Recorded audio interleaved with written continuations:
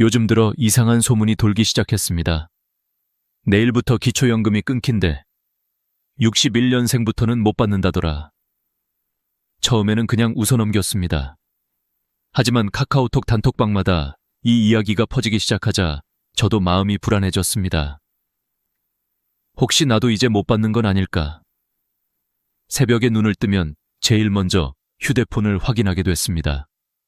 어르신들끼리 서로 확인도 못한 채 걱정만 쌓여가는 그 분위기, 여러분도 느껴보셨을 겁니다. 그날도 마을회관에 갔더니 다들 모여 같은 이야기를 하고 있었습니다. 기초연금이 내일부터 중단된대요. 국회에서 통과됐다던데? 61년생은 되고 60년생은 안 된다더라. 확인되지 않은 말들이 돌고 도니까 어느새 사실처럼 굳어져 있었습니다. 그중 한 분은 벌써 자식에게 앞으로 힘들어질 것 같다고 말씀하셨다더군요. 그 말을 들으니 가슴이 철렁 내려앉았습니다. 집으로 돌아와 뉴스를 찾아봤습니다. 아무리 찾아도 폐지라는 말은 없었습니다. 그런데 이상했습니다. 유튜브에는 기초연금 폐지 확정, 이제 끝났다, 같은 자극적인 제목의 영상이 수십 개나 올라와 있었습니다. 댓글에는 정부가 약속을 어겼다, 이제 노인들은 버려졌다는 글이 쏟아졌습니다. 그걸 보고 있자니 점점 분노가 치밀어 올랐습니다. 하지만 동시에 정말 사실일까 하는 의심도 생겼습니다. 그래서 저는 직접 확인하기로 했습니다. 보건복지부 홈페이지에 들어가고 국회 회의록도 찾아봤습니다. 아무리 찾아도 폐지라는 단어는 없었습니다. 대신 조정, 개편, 효율화라는 단어들이 보였습니다. 그렇다면 완전히 없애는 게 아니라 바꾸는 거구나. 그제야 조금 마음이 놓였습니다. 하지만 또 한편으로는 이런 생각이 들었습니다. 그래도 그냥 바뀌는 건 아닐 텐데 누군가는 분명히 손해를 볼 거야. 그래서 더 깊이 들여다봤습니다. 왜 하필 61년생부터라는 말이 퍼졌을까? 알고 보니 그 세대가 국민연금 제도가 본격적으로 시행된 이후 직장 생활을 시작한 첫 세대였습니다. 그래서 국민연금 수급액이 이전 세대보다 높습니다. 정부 입장에서는 이미 연금을 많이 받는 분들에게까지 기초연금을 똑같이 줄 필요가 있냐는 고민이 생긴 것이죠. 예를 들어 보겠습니다. 1958년생인 박순례 할머니는 평생 농사만 지어 국민연금이 월 15만 원밖에 안 됩니다. 반면 1962년생 김영식 할아버지는 30년간 직장 생활을 해서 국민연금을 85만 원 받습니다. 두 분 모두 기초연금 33만 원을 받으면 할머니는 48만 원, 할아버지는 118만 원입니다. 이렇게 차이가 나니 정부는 형평성에 맞게 조정하자는 논의를 시작한 겁니다. 문제는 이 내용이 일부만 언론에 흘러나가면서 61년생부터 끊긴다는 식으로 와전된 것이었습니다. 기사 제목은 자극적으로 써야 클릭이 되니까 정작 본문에는 조정 검토 중이라고 되어 있어도 대부분 사람들은 제목만 보고 아, 폐지됐구나 하고 믿어버린 겁니다. 유튜브 영상 썸네일만 보고 내용은 보지 않은 채 단톡방에 퍼나르기 시작했습니다. 결국 아무도 공식 발표를 본 사람은 없는데 모두가 사실처럼 떠들게 된 겁니다. 그게 바로 소문의 무서움입니다. 정말일까? 하는 순간 이미 마음속에는 불안이 씨앗처럼 뿌려집니다. 저 역시 그 불안 속에 잠을 설쳤습니다. 그날 밤 저는 결심했습니다. 내가 직접 확인해서 사람들에게 알려드리자. 괜히 가짜뉴스에 휘둘려서 누군가의 연금이 끊겼다고 오해받는 일이 생기면 안 되니까요. 다음 날 아침 저는 주민센터로 향했습니다. 복지 담당 공무원에게 물었습니다. 정말로 기초연금이 폐지된다는 말이 있던데 사실입니까? 그분은 단호하게 말했습니다. 폐지는 아닙니다. 다만 소득에 따라 조정될 수는 있습니다. 그 말을 듣는 순간 제 마음속 안개가 조금 걷히는 듯 했습니다. 하지만 완전히 안심할 수는 없었습니다. 조정이란 말은 어쩌면 더 무서운 말이기도 합니다. 누군가는 여전히 혜택을 잃을 수도 있으니까요. 그날 이후 저는 주변 어르신들에게 이 사실을 알려드리기 시작했습니다. 폐지되는 게 아닙니다. 다만 조건이 바뀔 수 있으니 지금부터 준비하셔야 합니다. 하지만 제 말을 듣고도 여전히 불안해하시는 분들이 많았습니다. 왜냐하면 실제로 아무 이유 없이 연금이 끊긴 분들이 이미 있었기 때문입니다. 그때부터였습니다. 저는 이 문제의 진짜 본질을 파고들기 시작했습니다. 기초연금은 왜 갑자기 끊길까? 어떤 사람들은 왜 자격을 잃을까? 그리고 곧 충격적인 진실을 알게 되었습니다. 그건 정부의 개편 때문이 아니라 우리의 작은 부주의 때문이었습니다. 이제부터 그 이야기를 하나씩 말씀드리려 합니다. 며칠 뒤, 저는 본격적으로 진실을 파헤치기 시작했습니다. 단순히 폐지 아니다 라는 말만으로는 안심이 되지 않았습니다. 정책이란 언제든 바뀔 수 있고 말 한마디가 사람의 노후를 뒤흔들 수도 있으니까요. 저는 그날부터 매일같이 관련 뉴스를 모니터링했습니다. 그리고 복지부가 발표한 자료, 국회 회의록, 전문가 인터뷰를 하나하나 읽어내려갔습니다. 그 과정에서 확실히 알게 된 사실이 하나 있었습니다. 정부가 말하는 개편의 핵심은 조정이었습니다. 지금까지는 65세 이상 어르신 대부분에게 똑같이 주던 기초연금을 앞으로는 형편이 더 어려운 분들에게 집중적으로 주자는 방향이었던 겁니다. 말하자면 더 공평하게 나누자는 의도였죠. 하지만 문제는 이 단어가 너무 낯설고 설명 없이 흘러나오다 보니 사람들은 그걸 폐지로 받아들인 겁니다. 저는 이런 생각이 들었습니다. 이건 단순한 오해가 아니라 믿음의 문제다. 국가가 약속한 노후의 최소한마저 흔들린다고 느끼면 그건 불안이 아니라 공포가 됩니다. 특히 우리 세대에게 연금은 마지막 안전망입니다. 그때 저는 우연히 경기도에 사는 김영식 어르신 이야기를 들었습니다. 62년생으로 30년간 회사에 다니셨고 지금은 국민연금을 월 85만 원 받으십니다. 거기에 기초연금 33만 원까지 합치면 한 달 178만 원. 하지만 같은 동네의 58년생 박순례 할머니는 국민연금이 15만 원밖에 안 돼서 기초연금 합쳐도 48만 원이 전부였습니다. 두 분의 차이는 무려 2배 이상이었습니다.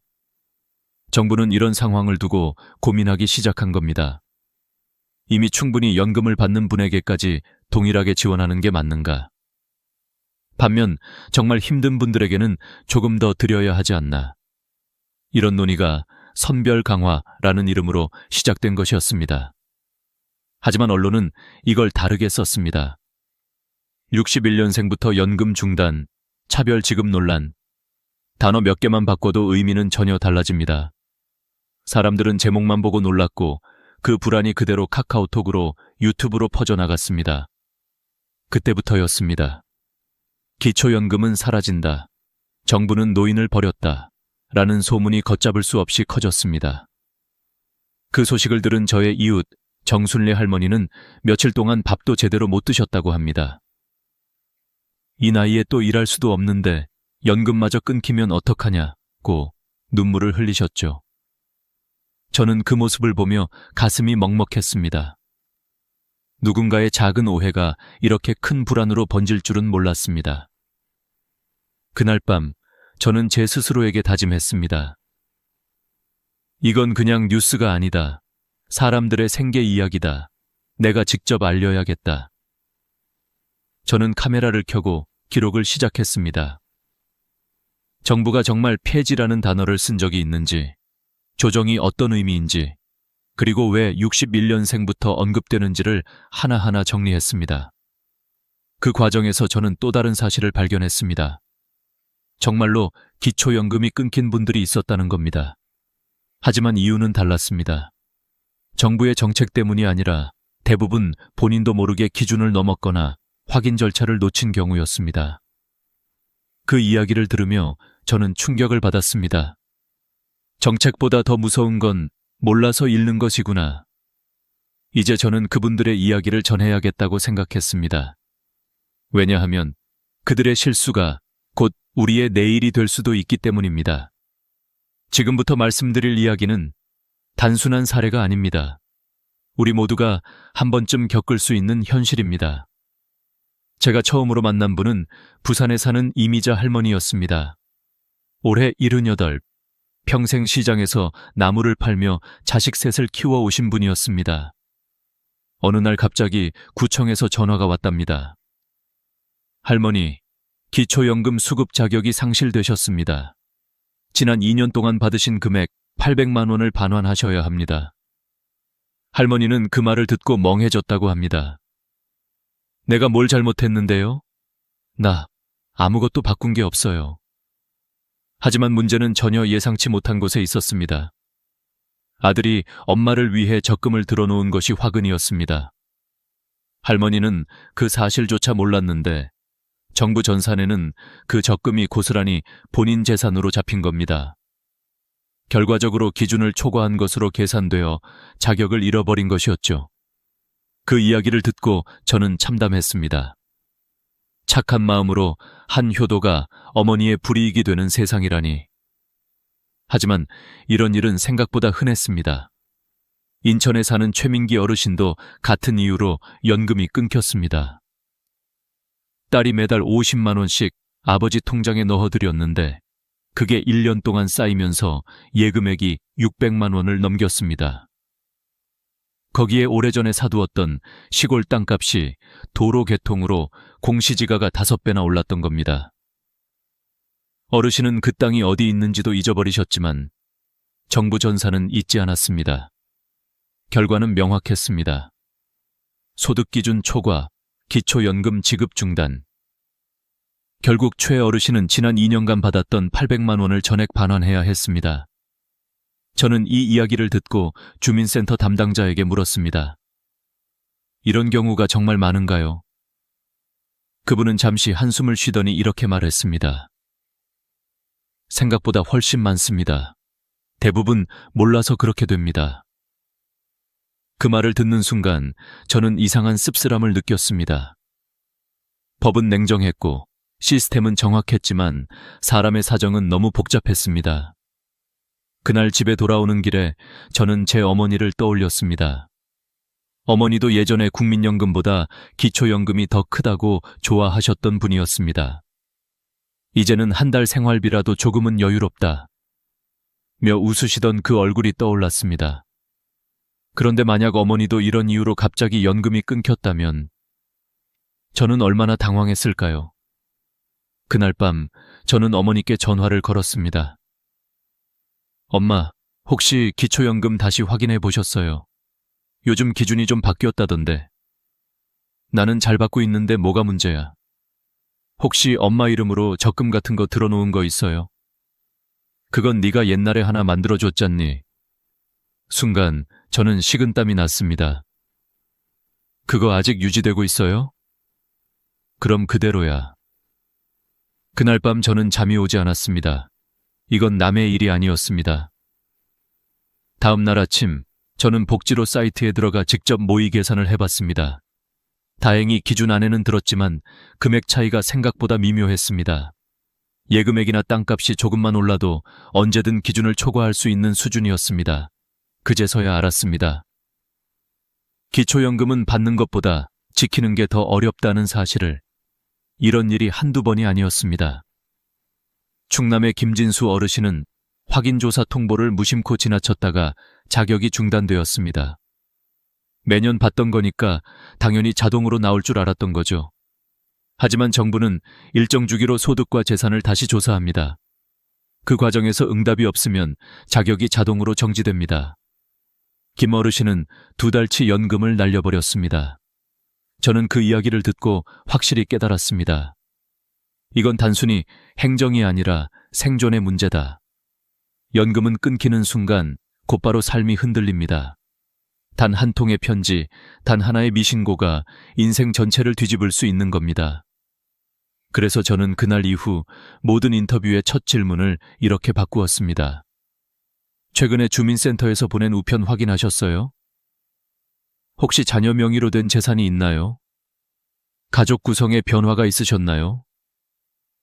이 세 가지 질문에 답하는 것만으로도 기초연금을 지킬 가능성이 훨씬 높아졌습니다. 다음 장에서는 제가 직접 정리한 세 가지 경고, 그리고 지금 바로 점검해야 할 핵심 포인트를 말씀드리겠습니다. 이걸 모르시면 당신의 연금도 언제든 멈출 수 있습니다. 그 다음에 제가 만난 분은 충남 홍성에 사는 김진수 어르신이었습니다. 올해 72, 기초연금을 무려 7년째 꾸준히 받아오셨던 분입니다. 그런데 작년 가을 어느 날 갑자기 연금이 들어오지 않았습니다. 이상하다, 날짜가 됐는데 왜 안 들어오지? 처음에는 단순한 착오라고 생각하셨답니다. 며칠 기다려도 입금이 없자 구청에 전화를 걸었습니다. 담당자는 이렇게 말했습니다. 확인조사 기간에 응하지 않으셔서 자격이 중단됐습니다. 김 어르신은 순간 귀를 의심했습니다. 확인조사요? 그런 게 있었나요? 예, 작년 9월에 우편으로 통보드렸습니다. 10월 말까지 방문하셨으면 됐는데 응답이 없으셔서 중단 처리됐습니다.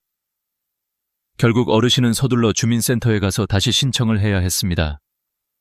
다행히 다음 달부터 지급이 재개되었지만 이미 지난 한 달치는 복구되지 않았습니다. 그분의 말씀이 지금도 기억에 남습니다. 나는 평생 세금 꼬박꼬박 냈고 한 번도 빼먹은 적이 없는데 우편 하나 안 받다고 연금이 끊기더라고. 세상 참 무섭다. 그 말을 듣는 순간 저는 깨달았습니다. 기초연금은 자동으로 주어지는 권리가 아니라 끊임없이 유지해야 하는 자격이라는 걸요. 우리가 놓치기 쉬운 아주 작은 실수 하나가 한 달 혹은 몇 년의 생활비를 사라지게 만들 수도 있습니다. 그 다음 제가 들은 사례는 더 안타까웠습니다. 강원도 정선에 사는 이정자 할머니 이야기입니다. 남편분과 함께 부부 가구로 기초연금을 받으셨는데 작년에 남편이 세상을 떠나셨습니다. 슬픔 속에서 정신이 없던 할머니는 재신청 절차를 몰랐습니다. 그러다 몇 달 뒤 연금이 절반으로 줄어든 걸 보고서야 이상함을 느끼셨죠. 주민센터에 가보니 담당자가 이렇게 말했습니다. 남편분이 돌아가시면 부부 가구에서 단독 가구로 바뀌어서 다시 신청하셔야 해요. 단독으로 바뀌면 오히려 금액이 올라갈 수도 있습니다. 그제야 할머니는 알았습니다. 몇 달 동안 더 받을 수 있었던 연금을 놓쳤다는 것을요. 저는 이 사례를 듣고 뼈저리게 느꼈습니다. 모르면 손해다. 신고하지 않으면 잃는다. 그리고 이 세 가지 원칙을 노트에 적어두었습니다. 첫째, 소득재산 기준 초과시 자격 상실 기초연금은 단순히 소득이 적은 사람에게 주는 돈이 아닙니다. 정부는 매년 소득 인정액을 기준으로 삼습니다. 2025년 기준으로 단독 가구는 월 228만 원, 부부 가구는 364만 8천 원을 넘으면 자격이 사라집니다. 여기에는 단순한 월급뿐 아니라 부동산, 자동차, 금융자산, 심지어 자녀 명의로 된 적금까지 포함됩니다.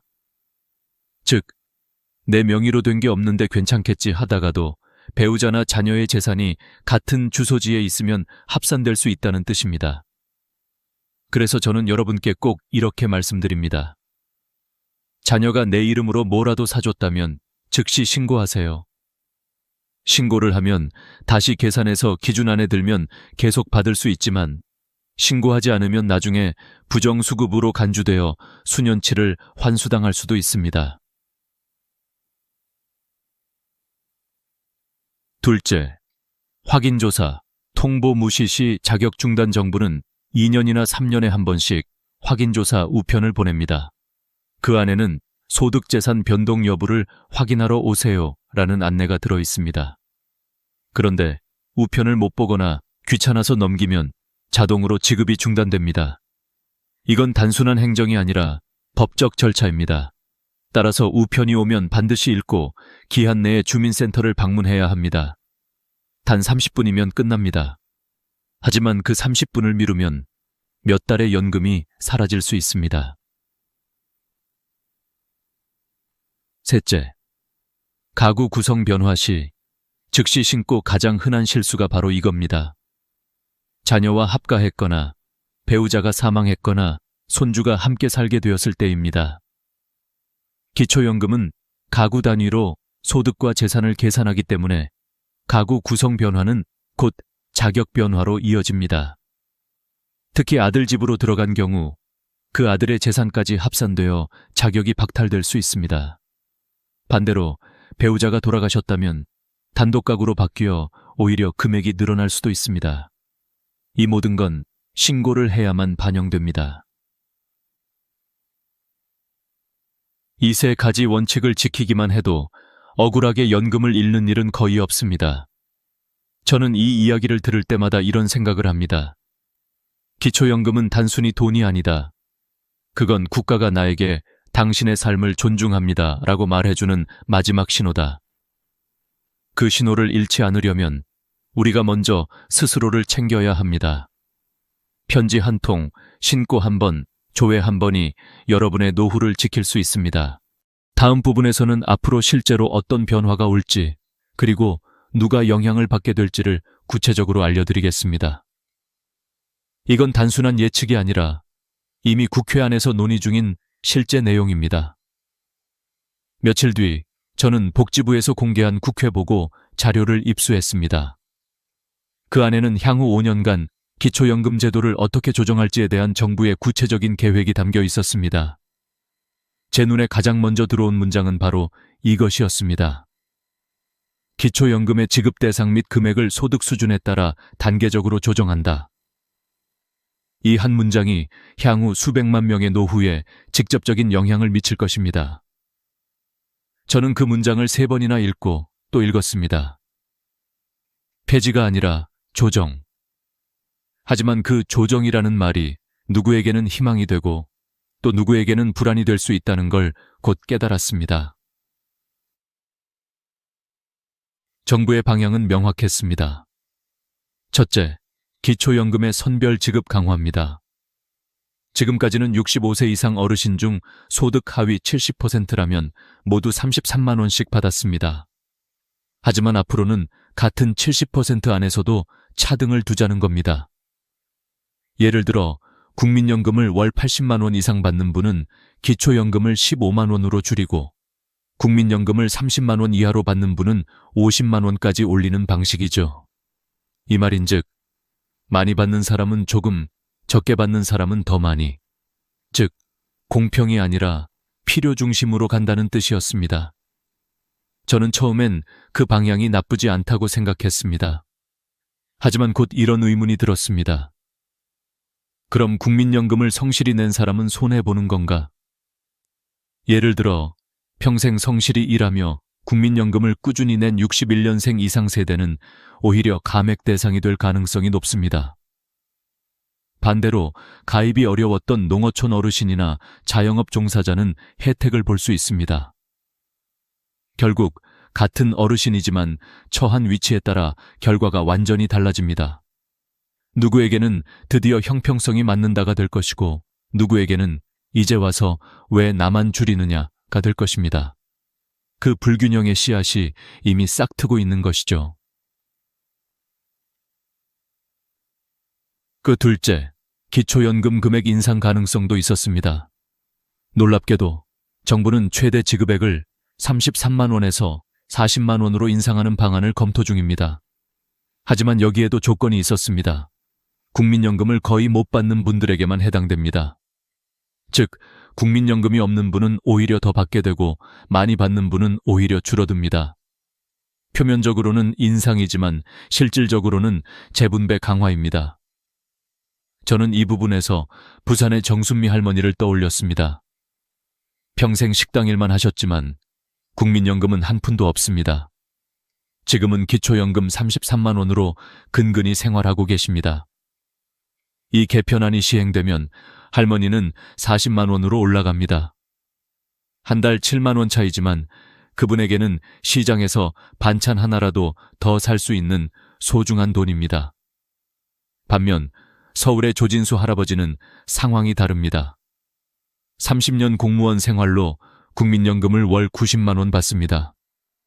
현재는 기초연금 28만 원을 더해 178만 원이지만 개편 후에는 10만 원으로 줄어들 수 있습니다. 한 달 18만 원, 1년이면 216만 원 손해입니다. 이 두 분의 사례를 보면서 저는 또 한 번 깨달았습니다. 기초연금은 단순한 복지가 아니라 사회의 철학을 드러내는 거울이다. 국가는 지금 평등보다 효율을 택하고 있습니다. 모든 사람에게 똑같이 나누기보다는 가장 힘든 사람에게 집중하는 것. 하지만 그 과정에서 누군가는 상처받을 수밖에 없습니다. 셋째, 국민연금과 기초연금의 연동입니다. 지금까지 두 제도는 별개였습니다. 기초연금은 복지부, 국민연금은 공단이 각각 관리했죠. 하지만 앞으로는 연동될 가능성이 높습니다. 즉, 국민연금이 오르면 기초연금은 자동으로 줄고 국민연금이 줄면 기초연금이 늘어나는 구조입니다. 이 구조가 도입되면 정부 입장에서는 예산 관리가 훨씬 쉬워집니다. 하지만 개인 입장에서는 불안해집니다. 내가 국민연금 조금이라도 오르면 그만큼 깎이는 거야? 이런 불신이 퍼지면 결국 국민 전체의 연금 신뢰도 자체가 흔들릴 수 있습니다. 저는 이 보고서를 덮고 오랫동안 생각했습니다. 이건 단순한 숫자의 문제가 아니었습니다. 누가 더 어렵고 누가 더 많이 냈느냐를 따지는 계산표 뒤에는 수백만 명의 노년의 얼굴이 숨어 있었습니다. 기초연금은 돈이 아니라 존엄의 증거입니다. 나는 아직 사회의 일원으로 존중받고 있다. 그 믿음을 지키는 게 복지의 본질 아닐까요? 그래서 저는 오늘 이 영상을 통해 마지막으로 말씀드리고 싶습니다. 이제 중요한 것은 불안해하기가 아니라 준비하기입니다. 다음 부분에서 지금 당장 여러분이 해야 할 3가지 행동을 구체적으로 알려드리겠습니다. 이 3가지를 모르면 앞으로의 변화 속에서 길을 잃을 수도 있습니다. 이제 결론 부분입니다. 여러분, 지금까지 기초연금 제도의 변화와 실제 사례들을 함께 살펴봤습니다. 그동안 폐지된다, 61년생부터 못 받는다는 말이 떠돌며 수많은 어르신들이 불안해하셨지만 그 실체는 폐지가 아니라 조정, 선별 강화였습니다. 그렇다고 해서 마음 놓고 있을 수만도 없습니다.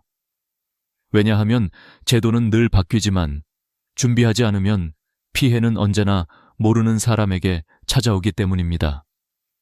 그래서 저는 오늘 이 영상을 보는 모든 분들께 지금 당장 꼭 해야 할 3가지 행동을 말씀드리고 싶습니다. 일내 자격 다시 확인하기. 나는 매달 잘 받고 있는데 뭐가 문제야? 이렇게 생각하시는 분들 많습니다. 하지만 여러분, 지금 받고 있다고 해서 내년에도 계속 받을 거라는 보장은 없습니다. 정부는 매년 재산과 소득을 다시 조사합니다. 집값이 오르거나 자녀가 내 이름으로 적금을 들어줬거나 배우자의 소득이 변해도 모두 반영됩니다. 그렇기 때문에 지금 자격이 유지되고 있는지 꼭 확인하셔야 합니다. 가장 쉬운 방법은 2가지입니다. 하나는 복지로 사이트에서 확인하는 방법입니다. 검색창에 복지로를 입력하고 기초연금 모의 계산을 클릭하면 소득, 재산, 배우자, 유무 등을 입력해 바로 확인할 수 있습니다. 컴퓨터가 어렵다면 자녀나 손주에게 부탁하세요. 5분이면 충분합니다. 2번째는 직접 주민센터에 방문하는 겁니다. 신분증 하나만 들고 가셔서 기초연금 자격 확인 좀 해주세요. 이 한마디면 담당 공무원이 전산으로 바로 조회해 줍니다. 여기서 내 예금, 배우자 명의 땅, 자녀가 내 이름으로 사준 자동차까지 다 확인됩니다. 혹시 잘못된 정보가 있다면 즉시 정정 신청도 할 수 있습니다. 이 과정에서 나는 몰랐는데 이게 재산으로 잡혔구나 하는 분들이 많습니다. 이 확인 한 번이 몇백만 원을 지키는 길이 됩니다.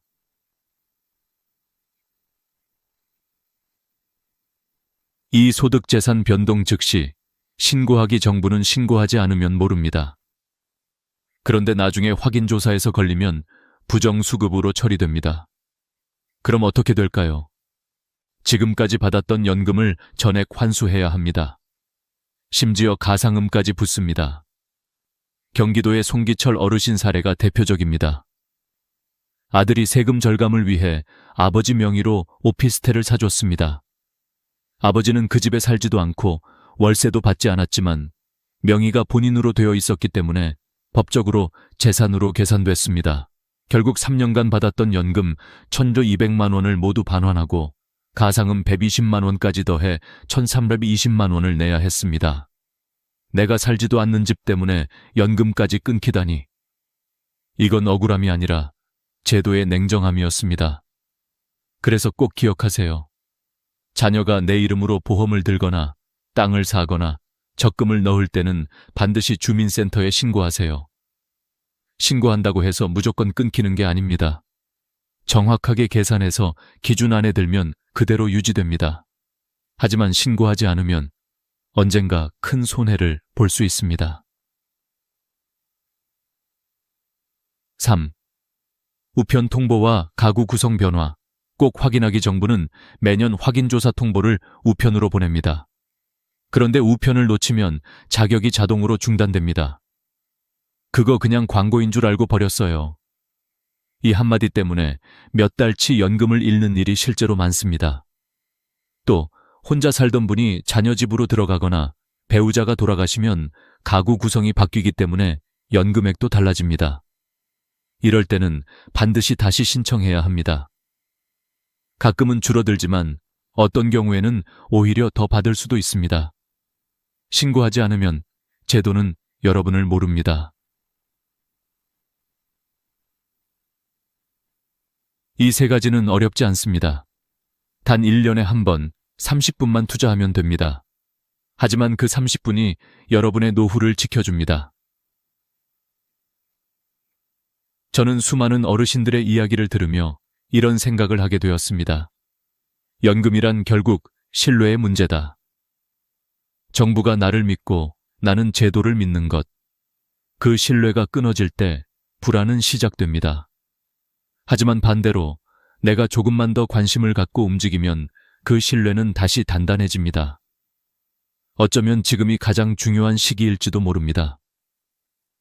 기초연금은 완전히 사라지는 것이 아닙니다. 다만 누가 받을 자격이 있는가의 기준이 달라지는 것입니다. 그 변화를 미리 알고 준비한 사람은 지킬 수 있고 모르는 사람은 잃게 됩니다.